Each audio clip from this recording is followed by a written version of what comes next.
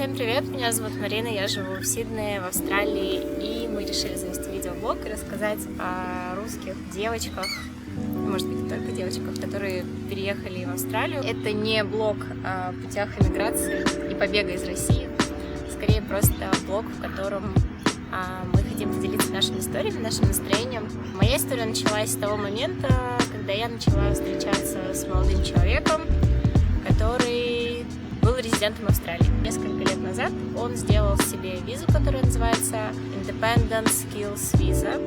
В течение 6 лет должен был ехать в Австралию, чтобы здесь жить. Поэтому, когда мы начали встречаться, его планы на будущее были достаточно определенные. Что не скажешь о моих планах? Я никогда не задумывалась об эмиграции, никогда не планировала уезжать из России. Я очень люблю Москву. С чего начался наш процесс эмиграции? С того, что мы оба не были уверены, наверное, готова ли я переезжать жить в Австралию. И поэтому в 2013 году мы поехали сюда как туристы. Мы были 2 недели в Мельбурне, 2 недели в Сиднее.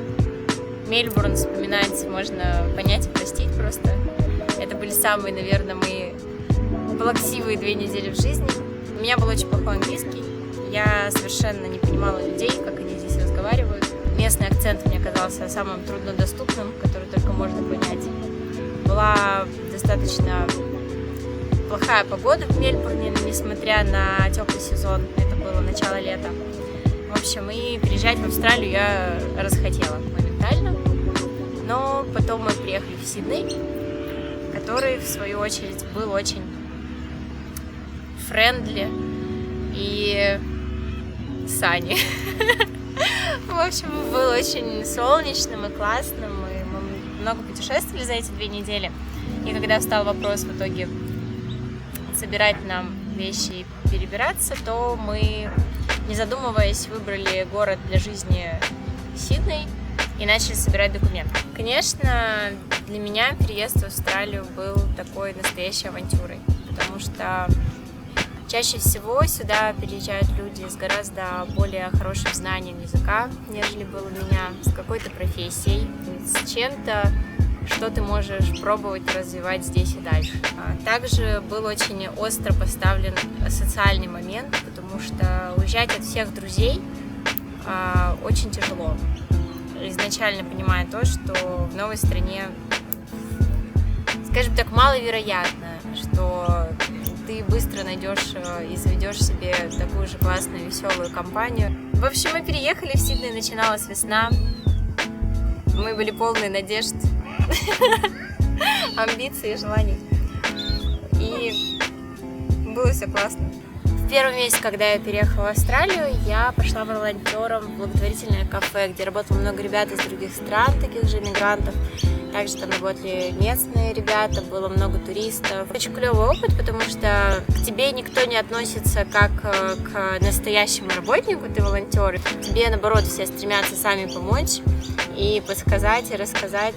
Такая очень дружелюбная атмосфера, нет никакого ощущения, что ты действительно ходишь на какую-то работу. Ну и во-вторых, просто прикольный опыт побыть волонтером в Австралии. Я считаю, что это вообще всем полезно. Их часто спрашивают о каких-то минусах, с которыми сталкиваются люди, переезжая сюда. Если рассматривать Австралию с точки зрения цен, сравнивать ее с Россией или с какой-то другой страной, то можно найти в ней очень много минусов, потому что Австралия, прямо скажем, не самая дешевая страна. Купить дом в хорошем районе Сиднея практически невозможно. Извините, я не буду вас обнадеживать. Когда человек переезжает в Австралию, ему никто не говорит, знаешь, как бы здесь очень дешево, и тебя тут все ждут. И люди изначально, когда сюда переезжают, должны понимать, что здесь свои цены, свои правила, свои зарплаты, свои законы. И машины здесь ездят по другой стороне улицы, не так, как в России. Если вы изначально это понимаете, будет гораздо проще, никаких минусов в Австралии вы не увидите. Мне кажется, Австралия абсолютно изменила мою жизнь и мое представление о идеальном будущем. Именно здесь я почувствовала, что очень просто быть счастливым каждый день. Сколько времени я провела на пляже, сколько путешествий мы сделали, находясь здесь. В Австралии я в первый раз ночевала в палатке и сходила в кемпинг. В Австралии я попробовала каякинг и серф. Австралия, мне кажется, может сделать счастливым абсолютно любого человека, если этот человек сам себе, конечно, палки в колеса не ставит. Здесь нет стресса, здесь куча вкусной еды, здесь очень красивые пляжи, здесь высокие зарплаты. Здесь, мне кажется, гораздо больше возможностей вести хорошую, качественную, комфортную жизнь. Наверное, я должна дать несколько советов людям, которые готовятся к переезду или которые только переехали. Во-первых, пожалуйста, не слушайте ничьи советы. Вам будут рассказывать про типы депрессий, которые вас обязательно должны настигнуть вот-вот в течение самого короткого времени. Самое ужасное, что мне приходилось слышать в течение первого полугода, это «я тоже это проходила». Сейчас тебе классно и здорово, но поверь, через полгода ты будешь просто самым несчастным человеком в мире. Но еще через год будет следующий этап. В общем, пожалуйста, не перенимайте ничей опыт. В любом случае, ваш опыт будет отличаться от всех остальных. И то, как вы себя настроите, оно в дальнейшем даст максимально крутой результат. Другой совет. Учите английский язык. Вообще, чем бы вы ни занимались в жизни, пожалуйста, учите английский язык. Если бы я хотела что-то исправить до переезда, я бы, ну вы поняли, учила английский язык. Как можно больше общайтесь. Австралийцы супер болтливые ребята. Если вы не будете стесняться, и с вами каждый встречный прохожий, продавец в магазине, бармен, я даже не знаю, сосед в доме проболтают минимум 10 минут. А если вы его не прервете, то, возможно, и подольше. Подводя итог, хочется сказать, что мне очень давно хотелось вести видеоблог.